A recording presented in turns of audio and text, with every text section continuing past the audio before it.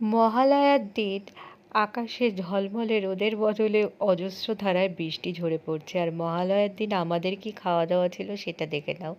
আমাদের ছিল দ্বিবাপের বিরিয়ানি।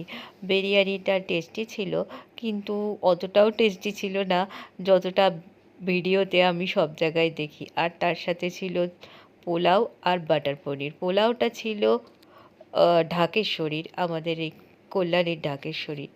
আর বিরিয়ানিটা যেটা ছিল সেটা ডিবাবের বিরিয়ানি। তো বললামই তোমাদের, ডিবাবের বিরিয়ানিটা একটু হালকা, তবে খুব আহামরি কিছুও লাগেনি। আর তার সাথে এই টোপা টোপা আঙুর ছিল। এটাই ছিল আমাদের মহালয়ার খাওয়া দাওয়া।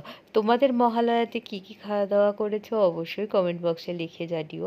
আবার আসছি নতুন কোনো ভিডিওর সাথে, ততক্ষণের জন্য ভালো থাকো সবাই।